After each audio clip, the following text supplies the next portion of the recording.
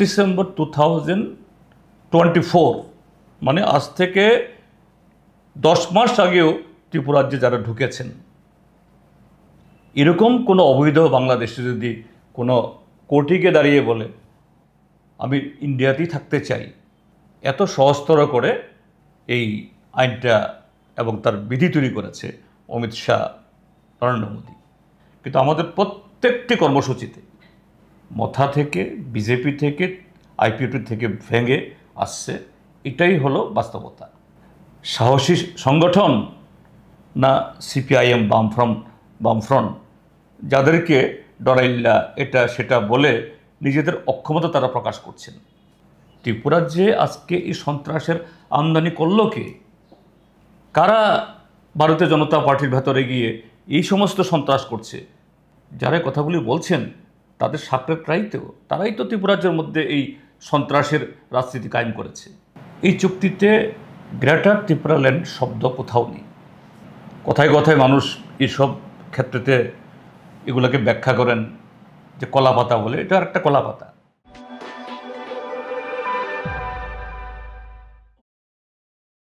নমস্কার, খবরের প্রতিবাদে আবারও প্রত্যেক দর্শক বৃন্দকে স্বাগত জানাই। আমি শতরূপা রয়েছি আজকের সাক্ষাৎকারের আরও একটি নতুন পর্বে। প্রতিবারের মতোই আজ সাক্ষাৎকারে আমাদের রয়েছে বেশ কিছু গুরুত্বপূর্ণ আলোচনা এবং আজকের আলোচনায় রয়েছেন আমার সঙ্গে বিরোধী দলনেতা তথা পলিট ব্যুরোর সদস্য শ্রী জিতেন্দ্র চৌধুরী মহোদয়। নমস্কার স্যার, স্বাগত খবরের প্রতিবাদে। নমস্কার।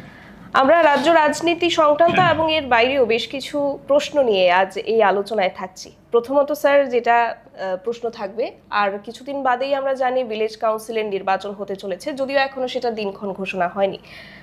ভিসি নির্বাচনে সিপিআইএম দল কিভাবে প্রস্তুতি নিচ্ছে এবং মথা আর বিজেপি যদি এই ভিলেজ কাউন্সিল নির্বাচনে জোট হয় তবে সেটা সিপিআইএম এর কাছে কতটা চ্যালেঞ্জের, কি বলবেন? তোমার বোধহয় একটু ভুল হচ্ছে।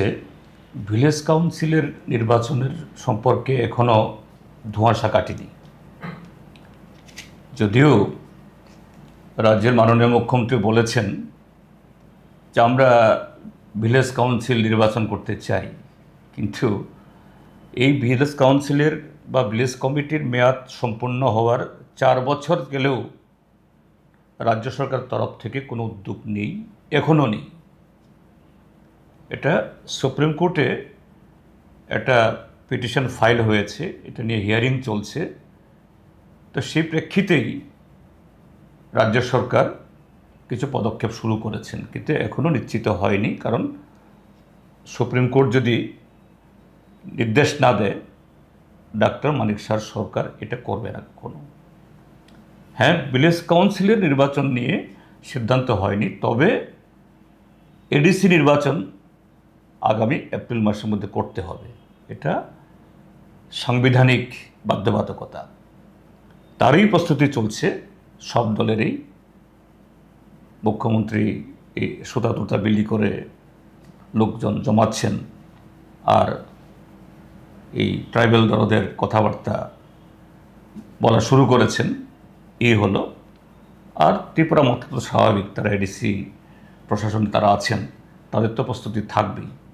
আর আমরা সেখানে বিজেপি এবং ত্রিপুরা মথার মধ্যে অ্যালায়েন্স হলো কি হলো না, এটা আমাদের কোনো মাথা ব্যথা নেই। আমরা আমাদের পার্টি বামফ্রন্ট এই ভিলেজ কমিটি নির্বাচনে সর্বশক্তি নিয়ে আমরা নামব এবং তার প্রস্তুতি চলছে। এবং পাহাড়ে মানুষ গত 7.5 বছরে রাজ্য সরকারের তার যে কার্যকলাপে এবং এডিসিতে গত প্রায় 5 বছর ত্রিপুরা মথার নেতৃত্বে যে ছিরি তারা দেখছেন অতিষ্ঠ। কাজে মানুষের নিজস্ব অভিজ্ঞতা এবং অবশ্যই যে এই এডিসি তৈরির পেছনে এবং এডিসিতে যখন আমরা আমাদের শাসন ছিল সেই সময়েতে যে সমস্ত জনহিতকর কাজগুলো করেছি আমরা, তার উপর নির্ভর করে আমরা জনগণের কাছে যাচ্ছি এবং জনগণের তরফ থেকে দারুণ সাড়া আমরা পাচ্ছি।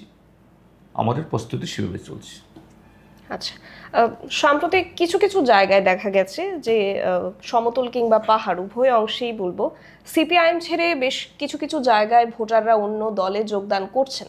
আহ, তো এই যে বিষয়টা, এটা কি সিপিআইএম এর কোনো সাংগঠনিক খামতি বা দুর্বলতা হিসাবে আপনি দেখছেন কিছু কিছু জায়গায়? এখন তো ডিজিটাল যুগ, আমি তোমাকে অনুরোধ করব, এই যে তারা যোগদান দেখায়, জয়েনিং, এটা বিজেপিও করছে, ত্রিপুরা মথাও করছে, আইপিএফটিও করছে। দেখবে যারা এই জয়েনিং করছে তাদের যে ছবিগুলো মিলিয়ে দেখলে একই লোকের 3 জায়গাতেই একই ছবি, আবার একই দলের বিভিন্ন অনুষ্ঠানে সেই ছবিগুলো। কিছু লোককে নানা ধরনের প্রলোভন, আবার কোথাও ভয় ভীতি দেখিয়ে তারা নিয়ে আসে, কারণ তারা সরকারে আছে, এডিসিতেও ক্ষমতায় আছে, কাজে তাদের মিছিল মিটিংয়ে না গেলে পরে কিচ্ছু দেওয়া হবে না, দেওয়া হয়ও না। এইভাবেই কিছু লোক জড়ো করে তারা বলছেন সিপিএম থেকে, অমুক দল থেকে, তমুক দল থেকে। এগুলি সব হলো একটা খেলা। এটা এরকম একটা ত্রিপুরাজ্যের মধ্যে একটা বিচ্ছিরি, একটা কি বলে, একটা ক্লেদাক্ত রাজনৈতিক খেলা। এই 3টা দল এই প্রতিযোগিতায় নেমেছে। একই লোক বিজেপিতেও যেতে বাধ্য করে, ত্রিপুরা মথাতে যেতে বাধ্য করে, আইপিএফ যেতে বাধ্য করে। সিপিএম থেকে তাদের দলে সেরকমভাবে যে মানে তাদের সেরকম সম্মতি নিয়ে যাওয়ার প্রশ্নই ওঠে না, বরঞ্চ তাদের দল থেকে প্রতিদিন দলে দলে শত শত হাজার হাজার আসছে, কথা বলবো না, কিন্তু আমাদের প্রত্যেকটি কর্মসূচিতে মথা থেকে, বিজেপি থেকে, আইপিএফটি থেকে ভেঙে আসছে। এটাই হলো বাস্তবতা। আচ্ছা, একটা বিষয়, 2023-এ যখন নির্বাচন হয়েছিল আপনাদের, সে জায়গায় আমরা লক্ষ্য করলাম সিপিআইএম কংগ্রেসের মধ্যে আসল সমঝোতা হয়েছে। সে জায়গায় দাঁড়িয়ে আজ 2025-এর প্রায় শেষের দিকে কংগ্রেসের একাধিক নেতৃত্ব এই ধরনের মন্তব্য করছেন, যেটা সিপিআইএম বিরোধী সরাসরি। পাশাপাশি তারা বলছেন সিপিআইএম নাকি ভীতু, এবং বলছেন সিপিআইএম যদি আবার সরকারে আসে বিজেপির জন্য সেটা বিপজ্জনক হয়ে দাঁড়াবে। এই যে কংগ্রেসীদের এই রকমের মন্তব্য, বা সিপিআইএম কংগ্রেসের মধ্যে দূরত্বটা কি কারণে তৈরি হচ্ছে? এই জাতীয় মন্তব্য যারা করেন এটা তাদেরই সাজে, এবং যারাই মন্তব্য করেন তাদেরই যদি অতীতে একটু খোঁজা যায়, কারা তারা? ত্রিপুরাজ্যে আজকে এই যে বিজেপি ক্ষমতায় আসলো, এই যে মুখগুলো যারা এই সমস্ত কথা বলছে, তাদের কারণেই তো বিজেপি এই ত্রিপুরাজ্যের মধ্যে পা রাখার জায়গা পেয়েছে, এবং তারাও গেছিল, এবং সেখানে মান সম্মান ইজ্জত সব কিছু খুইয়ে আবার যে দলকে থুথু মেরে, আমি তাদের নিজের দল বলছি, আমার দল না, সে দলে আবার ফিরে আসছে। এখানে এসে সিপিআইএমকে, বামফ্রন্টকে নানাভাবে দোষারোপ শুরু করেছে, অর্থাৎ যে মানে আমি নাচতে জানি না, আমার উঠান ভাঙ্গা। তো আজকে গত 7.5 বছরে ভারতীয় জনতা পার্টির নেতৃত্বে যে ফ্যাসিস্ট সুলভ, এবং এখন আমরা বলছি এটা শুধু ফ্যাসিস্ট সুলভ না, এই যে নয়া ফ্যাসিবাদী আক্রমণ, রাজনৈতিক দল করা যাবে না, পার্টি অফিস খোলা যাবে না, ভোটে দাঁড়ানো যাবে না, শাসক দলের বিরুদ্ধে কোনো রাজনৈতিক কর্মকাণ্ডে অংশগ্রহণ করা যাবে না, বাড়িঘর জ্বালিয়ে দেবে, তাদের রোজগারের উপরে, জীবিকার উপর আঘাত হানবে, পুলিশ দাঁড়িয়ে দাঁড়িয়ে তামাশা দেখবে, দেখছেও,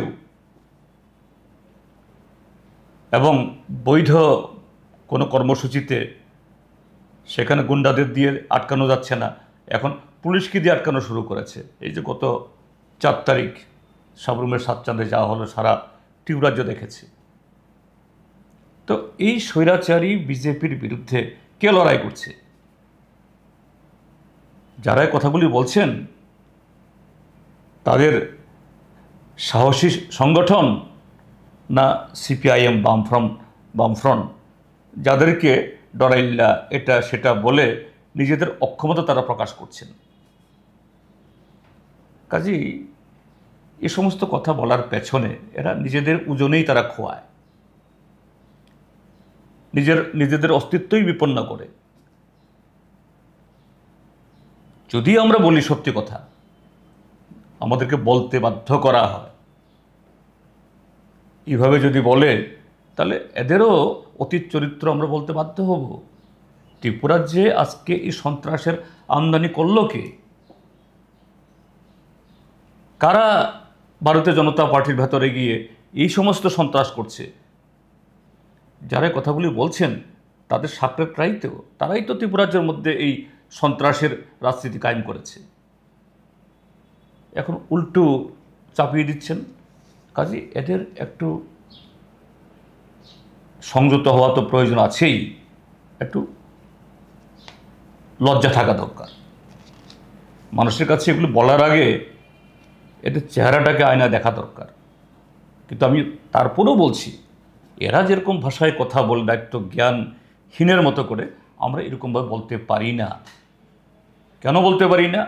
কেননা এই দেশে আজকে আরএসএস বিজেপি আমাদের দেশের গণতন্ত্র সংবিধানকে যেরকমভাবে ধ্বংস করছে, এই সংবিধানকে বাঁচানোর জন্য, গণতন্ত্র পুনরুদ্ধার করার জন্য তাদের কোনো দায় নেই। যারা কথাগুলি বলেন, আমাদের দায় আছে। এবং সে দায়ী থেকে আমরা বলি যে ভারতবর্ষে গণতান্ত্রিক শক্তি, ধর্মনিরপেক্ষ শক্তি ঐক্যবদ্ধ হওয়া প্রয়োজন। এটা শুধু ক্ষমতায় বসার জন্য না, মন্ত্রী এমএলএ হওয়ার জন্য প্রয়োজন না, দেশকে রক্ষার জন্য, স্বাধীনতার যে আকাঙ্ক্ষা এটাকে বাস্তবায়নের জন্য। কিন্তু দুর্ভাগ্যের হলো এদের এতে কোনো দায় নেই। এই জন্য দায় ছাড়া, দায়িত্ব জ্ঞানহীন এ সমস্ত কথা বলে একটু মানে লাইমলাইটে আসতে চান। এতে আখেরে এদের নিজেদেরই ওজন কমে, এটা তারা বুঝতে পারে না। আচ্ছা, আমরা সম্প্রতি লক্ষ্য করলাম আরও একটা বিষয়, যে তিপ্রা মথা দলের যিনি প্রতিষ্ঠাতা প্রদ্যুৎ বাবু, উনি দিল্লিতে গিয়ে একটি নতুন দল, নর্থ ইস্টের একটি নতুন দলে যোগদানের একটা ইঙ্গিত সরাসরি প্রদান করছেন। তো এই বিষয়টাকে আপনি কিভাবে দেখছেন? ত্রিপুরা রাজ্য রাজনীতিতে এটা কি প্রভাব ফেলতে পারে? এটা দুটা দিক। মাননীয় প্রদ্যুৎ মাণিক্য কিশোর, তিনি একটা দলের প্রধান, আনুষ্ঠানিক কোনো পদে না থাকলেও তিনিই সব, তিনিই সুপ্রিমো, তিনিই তার ফাউন্ডার, এভরিথিং। এবং তিনি তার বিপরীত, অর্থাৎ এটা যেমন তিনি করেছেন, সৃষ্টি করেছেন, এটা শেষও তার হাতে হবে। এবং আমরা অন্যরা যেরকমভাবে এই দেশের নাগরিক, আমাদের যে কোনো মত গ্রহণ অবলম্বনের, যে কোনো দল গঠন করার অধিকার আছে, তারও আছে। তিনি সে অধিকার সুবাদে আরেকটা দল করার জন্য ঘোষণা দিয়েছেন, যদিও দলের নামটাম ঠিক হয়নি। বলেছেন এটা গোটা নর্থ ইস্টের একটা ঐক্যবদ্ধ একটা দল হবে এবং লক্ষ্য হবে এই নর্থ ইস্টের ইন্ডিজিনাস পিপল, তাদের স্বার্থ রক্ষা করাটা হবে তাদের মূল স্লোগান বা মূল লক্ষ্য। তো আমি সে জায়গায় বলবো, এই যে নতুন দল করার ঘোষণা, এটা অস্বাভাবিক না, এটা স্বাভাবিক প্রক্রিয়াতেই এটা তিনি করেছেন এবং তাকে এটা করতেই হতো। কেন? আমরা যদি এটা ক্রনোলজিটা দেখি, তিনি কংগ্রেস দল ছেড়ে যখন দেখলেন যে না, সেখানে গিয়ে তার যে কাজের ধারা সেভাবে ত্রিপুরাজ্যের মধ্যে মাটি পাওয়া কঠিন, তাহলে একটু অন্য কায়দায় যেতে হবে। এবং সে উপলব্ধি থেকে প্রথম বললেন যে না, पॉलिटिकल पार्टी करके कुछ नहीं होगा, कुछ फ़ायदा नहीं होगा। इंडिजिनस पीपल को, तिपरासा को, इसका कोई भलाई करना है तो ये सोशल रिफॉर्म एनजीओ अर्थात नॉन पॉलिटिकल पार्टी ऑर्गेनाइजेशन करार मध्य दिएई किछु करा जाबे, এটা ওনার উপলব্ধি। হ্যাঁ, এরকমভাবেও অনেক লোক সমাজকে এই কী বলে এগিয়ে নিয়ে যাননি তা নয়। আমাদের দেশে ভুরি ভুরি এরকম এই উদাহরণ আছে। স্বামী বিবেকানন্দ, দক্ষিণে পেরিয়ার স্বামী, নারায়ণ গুরু,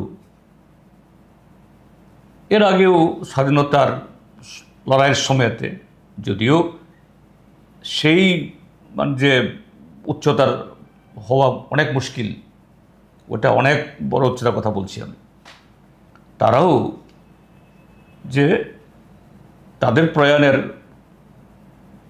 শত বছর বাদেও মানুষ স্বীকার করেন যে আমাদের দেশের এই জাতি গঠনে, দেশের স্বাধীনতা লাভে শুধু যে রাজনৈতিক সংগ্রামের মধ্য দিয়ে নয়, এই সমাজ সংস্কারের মধ্য দিয়েও আমাদের ব্রিটিশের বিরুদ্ধে দেশপ্রেম এটাকে জাগরণে এবং ব্রিটিশ তাড়ানোর লড়াইয়ে অনেক অবদান রেখেছেন। আগামী 100 বছর আমরা স্বীকার করব, কেউ অস্বীকার করতে পারবে না।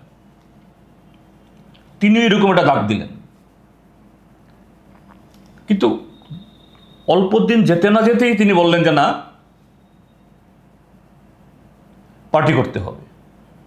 এবং পরপর দুটো স্লোগান তুললেন, পয়লা জাতি, উলভ জাতি, উলভ জাতি, অর্থাৎ এখানে কোনো পার্টি, নো পার্টি।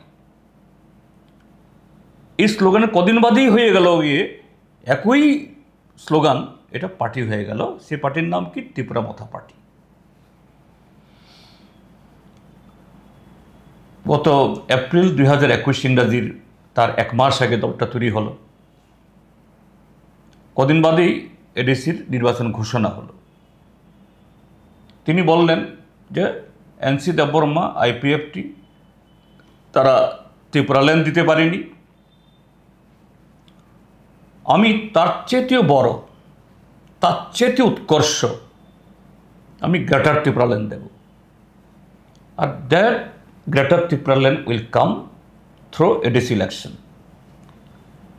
6 तारीख वोट होगा, 10 तारीख गिनती होगा, 11 तारीख हम दिल्ली से ग्रेटर त्रिपुरालैंड लाएंगे। तो स्वाभाविक, तो असम्भव।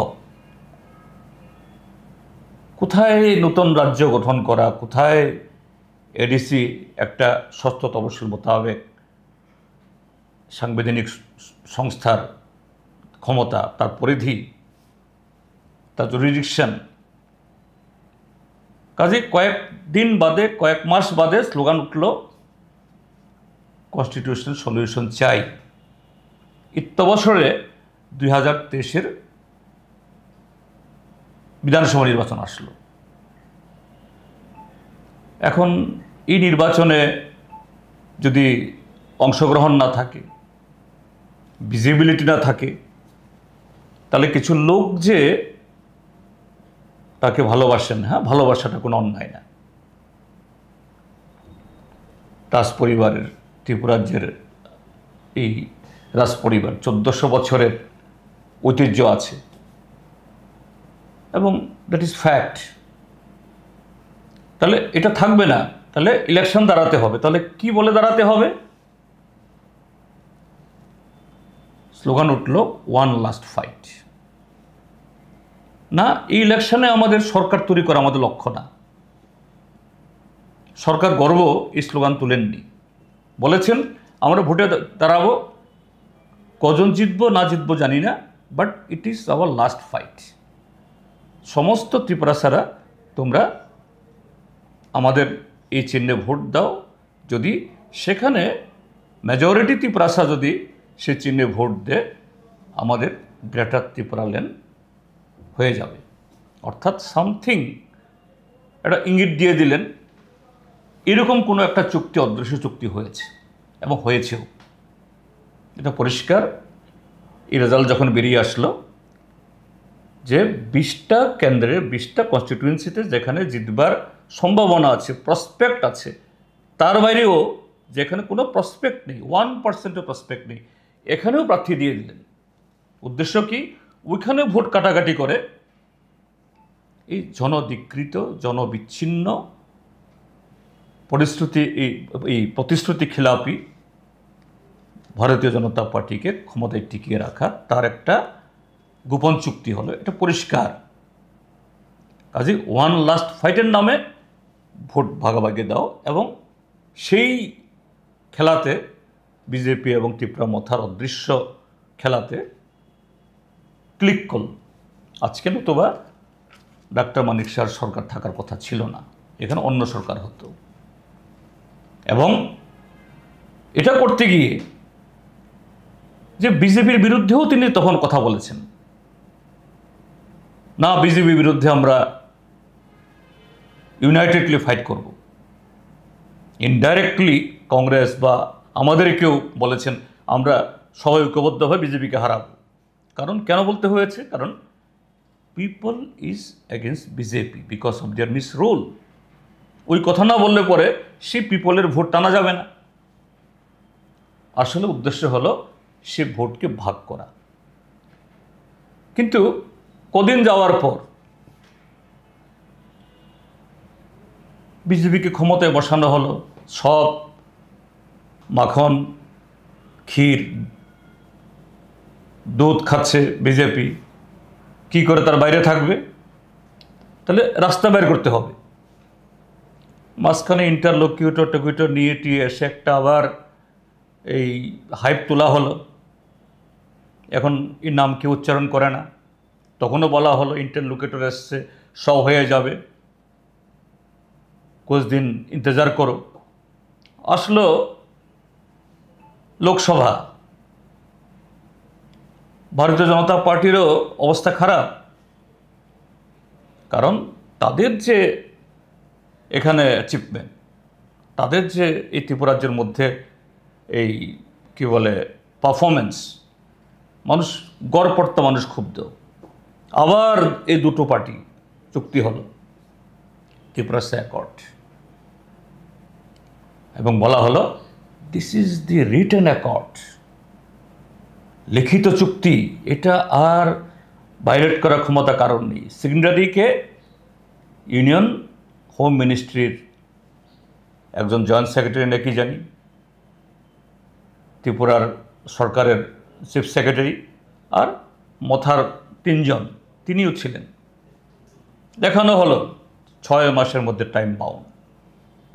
এই ট্রাইপার্টাইট অ্যাকর্ড তারা তাদের মতো করে নাম দিলেন, এটা ত্রিপ্রাসা চুক্তি, ত্রিপ্রাসা অ্যাকর্ড। ঠিক আছে, এতে কারো আপত্তি নেই যে সেখানে কাজ হলেই তো হলো। 6 মাসের মধ্যেই টাইম বাউন্ড।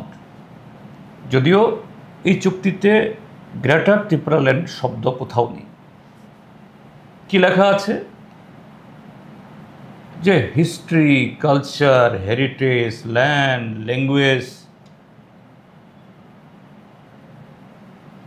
যার কোনো মানে কি বলে কোনো ম্যান্ডেটই নেই।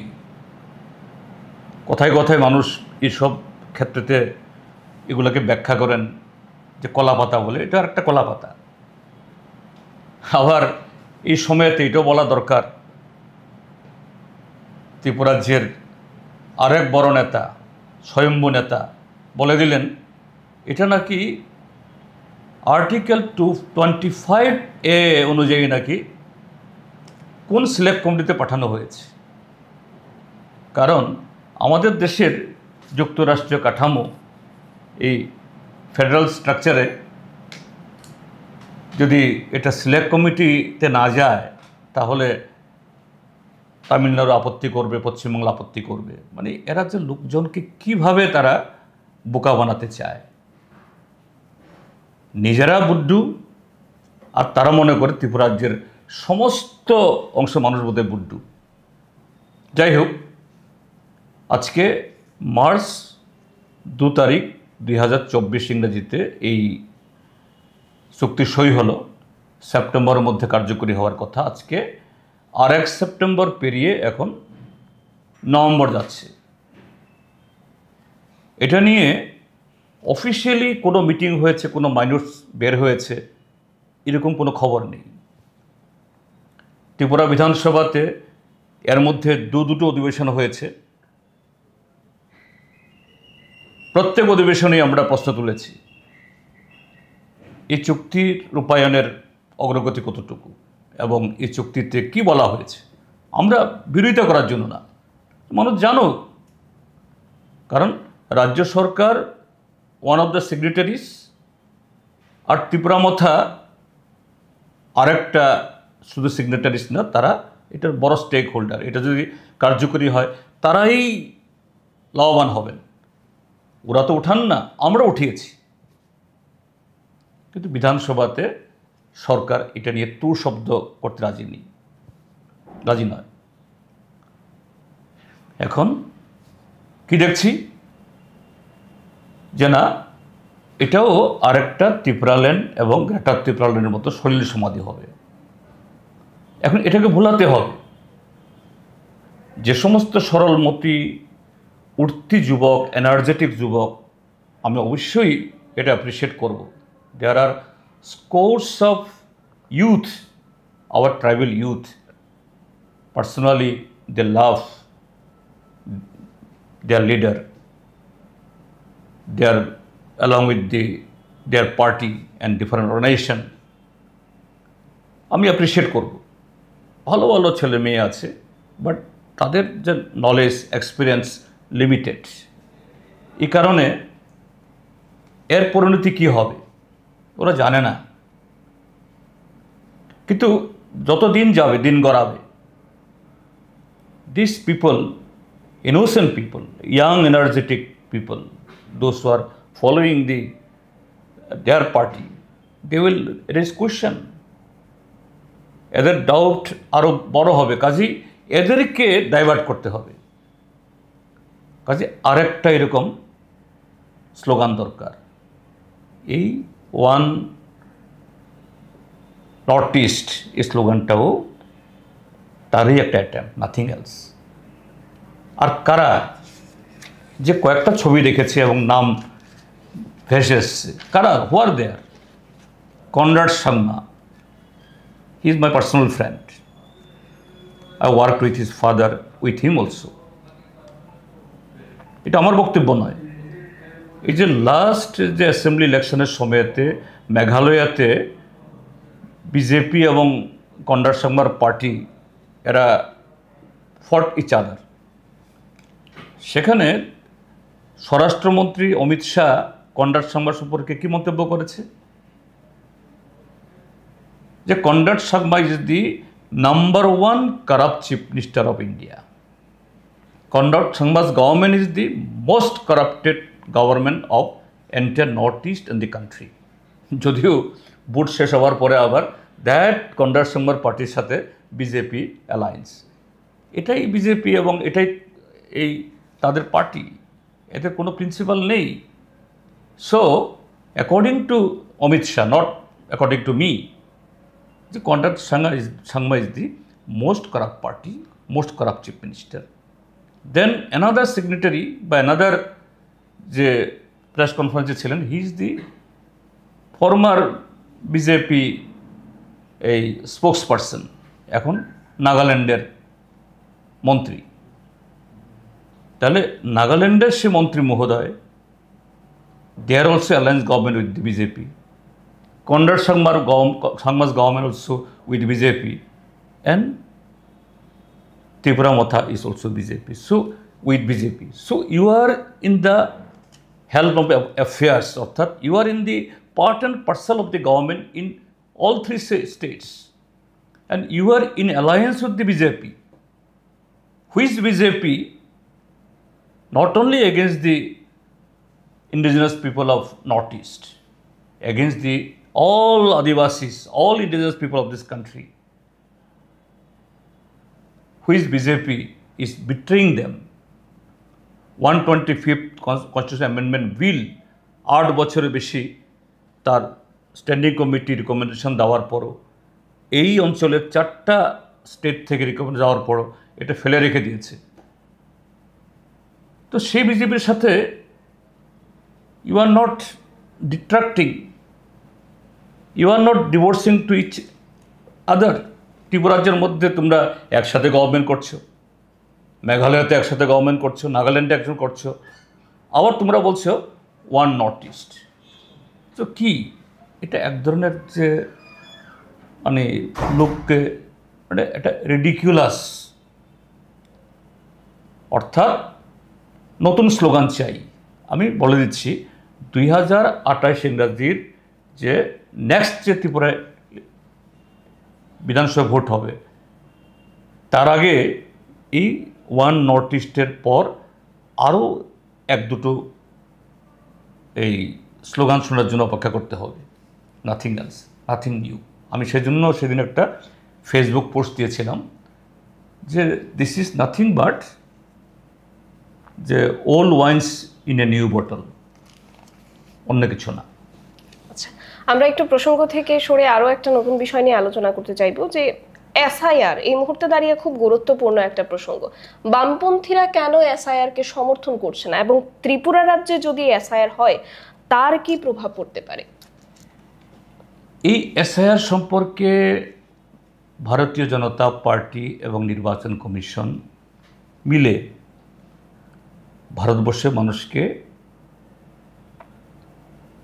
ধোঁকা দিতে চেষ্টা করছে, এবং এই এসআইআরকে কেন্দ্র করে এক এক গ্রুপকে, এক এক এন্টিটিকে, এক এক স্টেট হোল্ডারকে এক এক ধরনের ধোঁকাবাজি দিয়ে নাচাচ্ছে।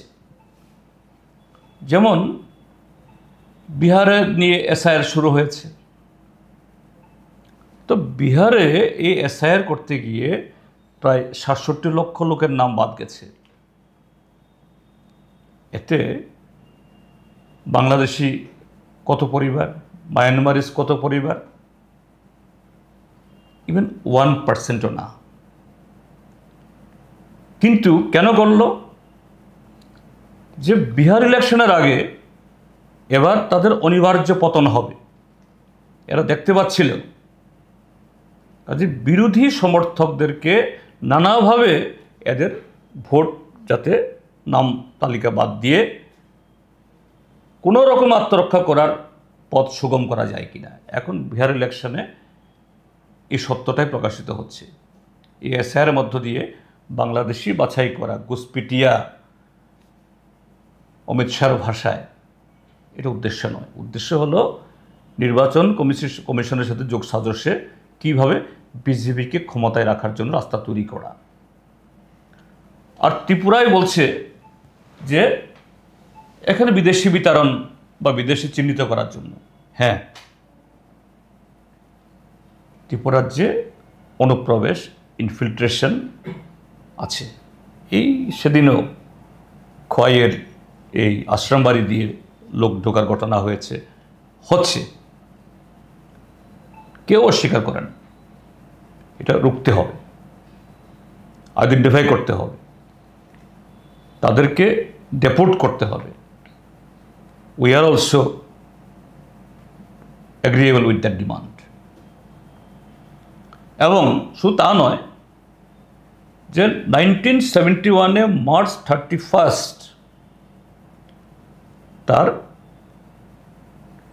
ডেডলাইন করে যে বাংলাদেশি ত্রিপুরাতে আছে, ত্রিপুরার লোক যদি কেউ থেকে থাকে বা বাংলাদেশে থাকার কথা নয় সেরকম, তবুও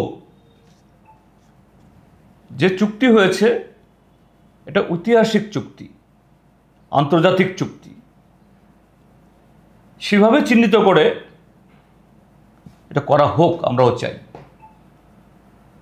কিন্তু এখন যে এসআইআর তারা করছে বাংলাদেশে চিহ্নিত করার নামে, তুমি একটা সিএএ করলে, সিটিজেনশিপ অ্যামেন্ডমেন্ট অ্যাক্ট, সেই সিএ এর মাধ্যমে কি করেছ, 31 ডিসেম্বর 2024, মানে আজ থেকে 10 মাস আগেও ত্রিপুরা রাজ্যে যারা ঢুকেছেন, এরকম কোনো অবৈধ বাংলাদেশে যদি কোনো কোর্টে গিয়ে দাঁড়িয়ে বলে বাংলাদেশে আমার ফেরত যাওয়ার আর কোনো সুবিধা নেই, আমি গেলে আমাকে মেরে ফেলা হবে, আমাকে জেলে পোড়া হবে, আমি ইন্ডিয়াতেই থাকতে চাই, এত সহজতর করে এই আইনটা এবং তার বিধি তৈরি করেছে অমিত শাহ, নরেন্দ্র মোদী। তাহলে ত্রিপুরা রাজ্যে যারা আজকে অনুপ্রবেশ করছে তার 100 জনের মধ্যে 99 জন হলো কারা?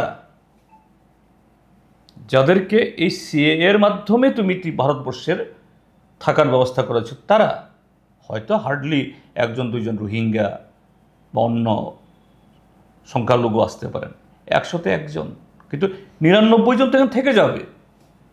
তাহলে হোয়াট ইউজ অফ এসআইআর? আর এসআইআর নির্বাচন কমিশন কি করবে? এই ইলিগাল ইমিগ্রান্টস, এই দায়িত্ব তো হলো ভারতবর্ষের স্বরাষ্ট্র মন্ত্রকের। এমনকি যদি বাংলাদেশি বা মায়ানমারিস কেউ পয়সা কড়ি দিয়ে, কুসটুস দিয়ে যতই সিটিজেনশিপ কার্ড করুক, আধার কার্ড করুক, পিআরসি করুক, ফ্ল্যাট কিনুক, এখানে ভোটার তালিকাতে নাম থাকলো কি না থাকলো এটা নিয়ে কোনো আসে যায় না। ভোটার তালিকার নাম থাকলেই বের করা যায় না, এটা সম্পূর্ণ অসত্য। সেই জায়গাতে ভারতবর্ষের স্বরাষ্ট্র মন্ত্রক যদি ঠিক করে যে না, this X Y or Z, he or she is Bangladeshi illegal immigrants, তাকে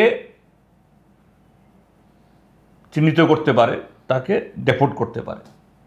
তাহলে এসআইআর কেন? তাহলে বাহানা। এসআইআর নামে আসলে বাছাই করে বিরোধী সমর্থক বা বিজেপির বিরুদ্ধে কথা বলে এরকম লোক বাছাই করে তার নাম ভোটার তালিকা থেকে খারিজ করে দিয়ে বিজেপিকে কিভাবে ক্ষমতায় নিয়ে আসা যায়। ত্রিপুরার যে এই কোনো সিটের ফলাফল নির্ধারণ হয় 500 থেকে 1000-এর মধ্যে, তো এরকম প্রত্যেক বিধানসভা কেন্দ্র থেকে যদি 500,000 নাম যদি বাতিল করে মানে বাদ দিয়ে দেওয়া যায় আগামী ইলেকশনের আগে, তাহলে বিজেপির জিত হাসিল করা সম্ভব হবে তারা মনে করে। এটাই হলো উদ্দেশ্য। এই কারণে আমরা এসআইআর বিরোধিতা করি। এটা ইলিগাল ইমিগ্রান্টস, এদেরকে চিহ্নিত মানে করার উদ্যোগ বন্ধ হোক না, কথা বলিনি আমরা, বরঞ্চ বলি 31শে মার্চ 1971-কে ভিত্তিবর্ষ করেই বিদেশি চিহ্নিত করো, ওই 2024-এর 31শে ডিসেম্বর নয়। তো এই জায়গাতে ত্রিপুরা মাথাকে বুঝিয়েছে ভোটার তালিকা থেকে নাম বাদ গেলেই হবে। এটা তো সম্পূর্ণ একটা কি বলবো, একটা ধোঁকাবাজি আর একটা। এবং এই ধোঁকাতে বুঝে সুঝেই না বুঝে নয়, আমি বলবো বুঝে সুঝেই ত্রিপুরা মাথাও এই ফাঁদে পড়ছেন, এদের হাতে ক্রীড়নক হচ্ছেন, এদের এটা বোঝা দরকার। আচ্ছা, আমরা আলোচনার একেবারে শেষ পর্যায়ে চলে এসেছি। একটা শেষ প্রশ্ন আপনার কাছে রাখবো। ত্রিপুরা রাজ্যের বিজেপি সরকারের দ্বিতীয় যে মন্ত্রিসভা গঠন হয়েছে, সেখানে পর্যটন দপ্তরের দায়িত্ব পাওয়ার পর মন্ত্রী সুশান্ত চৌধুরীর হাত ধরে বিগত কয়েক বছর যাবৎ ট্যুরিজম ডেভেলপমেন্টের কথা বলে প্রোমো ফেস্ট নামক একটা উৎসব করা হচ্ছে, প্রতি বছর আয়োজন হচ্ছে এবং এবছরেও এটা হতে চলেছে, যার বাবদে কোটি কোটি টাকা সেখানে খরচ করা হচ্ছে এবং উদ্দেশ্যটা হচ্ছে ত্রিপুরার যে পর্যটন শিল্প রয়েছে সেটার উন্নতি সাধন করা। বিগত এই কয়েক বছরে যে প্রোমো ফেস্ট হয়েছে তাতে করে কতটা ত্রিপুরার ট্যুরিজম ডেভেলপমেন্ট হয়েছে বলে আপনি মনে করেন? এটা আর এক ধরনের মানে গিমিক। আরে টুরিস্ট, পর্যটক তারা বাইরে থেকে আসবে ত্রিপুরাতে বেড়াতে, বা অন্য রাজ্যে আমরা বেড়াতে যাই পর্যটক হিসাবে। কোথায় যাই আমরা? সমুদ্র দেখতে বা পাহাড় দেখতে বা সেখানকার ধর্মীয় বা অনেক ঐতিহাসিক কোনো স্থান দেখতে, এবং সেখানেই মানুষ বেশি যায় যেখানকার পরিবেশ পরিস্থিতি, পরিবেশ পরিকাঠামো সুন্দর, সাবলীল এবং নিরাপদ। যেমন মানুষ হিমাচল প্রদেশে যায়, সিকিমে যায়, কেরালা যায়। কেন যায়? তুলনামূলকভাবে এই রাজ্যগুলোতে পরিকাঠামো ভালো, মানুষের ব্যবহার সুন্দর, কোনো রকম অস্থিরতা সেখানে নেই। আর ধর্মীয় হোক বা ঐতিহাসিক প্রত্নতাত্ত্বিক এই স্থানগুলো দর্শনীয়, মানুষ তার রুচি অনুযায়ী বেড়াতে যান। তো আগে তুমি পর্যটক টানতে চাও, ত্রিপুরাজ্যের মধ্যে রাস্তাঘাট ঠিক করো। রাস্তাঘাটের কি বেহাল অবস্থা, বিদ্যুৎ। এই যে ইন্টারভিউ আমরা দিলাম আধা ঘন্টা বা একটু বেশি হবে, এর মধ্যে বিদ্যুৎ চলে যায় 2 বার। তারপর এখানকার রাজনৈতিক পরিস্থিতি তুমি আইনের শাসন ফিরিয়ে আনো। কোন সময় কোন রাস্তা থেকে কাকে কিডন্যাপ করে নিয়ে যাবে, কোথায় কার উপরে নানা ধরনের গর্দিশ নেমে আসবে, কেউ গ্যারান্টি দিয়ে বলতে পারে না। আমরা ত্রিপুরাজ্যের নাগরিকরাও তো কে আসবেন? তো এই প্রমো ফেস্ট করে, হ্যাঁ, যে সমস্ত শিল্পীরা গান গাইছে এই শিল্পীদেরকে শ্রদ্ধা রেখে বলছি। যেমন শ্রেয়া ঘোষাল এসেছিল গতবার। স্বাভাবিক, শ্রেয়া ঘোষাল একজন বিখ্যাত শিল্পী, ওর গান শুনতে আমারও খুব ভালো লাগে, তার গান শুনতে গেছে। কিন্তু শ্রেয়া ঘোষালকে গান গাইয়ে মাঠ ভরিয়ে তো আর ত্রিপুরাজ্যে পর্যটক আসবে না। কাজে এই প্রমো ফেস্টের সাথে পর্যটন শ্রীবৃদ্ধির কি সম্পর্ক আছে আমার মাথায় ঢুকছে না। আসলে এটা করে অন্যভাবে নিজেদেরকে জাহির করা, আর অন্য 10টি কাজের সাথে, যেমন ওই মাতাবাড়ি উদ্বোধনের নামে প্রধানমন্ত্রীকে এনেছেন, তিনি মিনিট 30 থেকেছেন, তার মধ্যে 20 মিনিট নিজে পূজা দিয়েছেন, 10 মিনিট শুধু হাত নেড়েছেন। কোটি কোটি টাকা খরচ হয়ে গেছে, জনগণের পকেট থেকে নেমে গেছে। আর ফ্ল্যাক্স ছেপে সেখানেও কত কেলেঙ্কারি।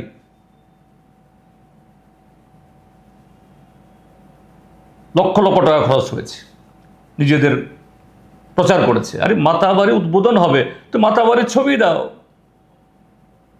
কেন মন্ত্রীর ছবি দিতে হবে? তাও আবার মাতাবাড়ির মানে মানে এই মাতা সুন্দরীর মাথার উপরে দিতে হবে।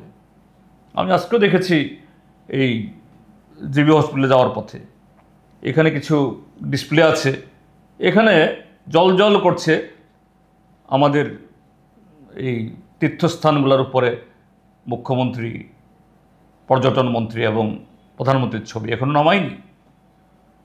এত তাদের হয়েছে, এত সমালোচনা মানুষের, তাদের ঘা করে না। তো এই প্রোমো ফেস্টটাও সেরকম উদ্দেশ্যে, এর সাথে ট্যুরিজম বাড়ার, আরও ট্যুরিস্টকে আকৃষ্ট করার কোনো সম্পর্ক নেই। এইভাবে ট্যুরিস্ট বাড়ে না। হ্যাঁ, যেহেতু আমাদের সময়েতে বামপন্থী ফ্রন্ট সরকারকে কাজ করতে দিলে পরে অসুবিধা হবে, তখন আজকে যারা, ওই গতকাল দেখলাম মুখ্যমন্ত্রী কোন জায়গায় জানি গিয়ে বলেছেন ত্রিপুরাজ্য থেকে টেররিস্ট নেই। আমি আবার সোশ্যাল মিডিয়াতে একটা মন্তব্য দেখলাম, ওনার এই বক্তব্য যে পোস্টে এই হয়েছে, এখানে একদম মন্তব্য করেছেন, হ্যাঁ স্যার একটু ভুল হয়েছে, টেররিস্টরা আগে জঙ্গলে ছিল, এখন টেররিস্টরা শহরে থাকে, দামি গাড়িতে ঘুরে, দামি ফ্ল্যাটে থাকে, আর আপনাদের আশেপাশে ঘুরঘুর করে। আমি স্ক্রিনশট রাখিনি, কিন্তু আমার নজরে পড়েছে এরকম। তো আমাদের সময়েতে ট্যুরিজমকে আমরা সেরকমভাবে করার ক্ষেত্রে এটা ছিল প্রতিবন্ধকতা। কারণ ট্যুরিজম মানে কোথায় হবে? জাম্পুই হিলে, ডম্বরে, নারকেল কুঞ্জ কে সাজিয়েছে? নারকেল কুঞ্জ নাম হয়েছে কি করে? এই দ্বীপে কি নারকেল গাছ ছিল? আমরাই তো লাগিয়েছি। এই যে বড়মোড়াতে পার্ক কে করেছে? আমি করেছি, আমার ফরেস্ট ডিপার্টমেন্টের উদ্যোগ নিয়ে। এরকম বহু জায়গাতে। হ্যাঁ, ঠিক আছে, এখন উগ্রপন্থা নেই, সুযোগ হয়েছে, এটার ইনফ্রাস্ট্রাকচার ডেভেলপ করো। কিছু করেছে, ঠিক আছে, না করেনি কথা বলছি না, কিন্তু তার সাথে এই প্রমো ফেস্ট কোনো যুক্তি আছে বলে মনে করি না। এটাও আরও 10টা এরকম লোক দেখানো, এসব করে ত্রিপুরাজ্যের মধ্যে যে আজকে জ্বলন্ত সমস্যাগুলো, গ্রামে কাজ নেই, একটা অংশের মানুষ না খেয়ে মারা যাচ্ছে, সন্তান বিক্রি হচ্ছে, বেকারদের হাতে কাজ নেই, ওই ইয়েতে এই চীন সম্পর্কে বলা হয় যে চীনকে দখল করার জন্য ব্রিটিশরা আফিম চাষ করে, আফিম খাইয়ে ভূত করে রেখেছিল।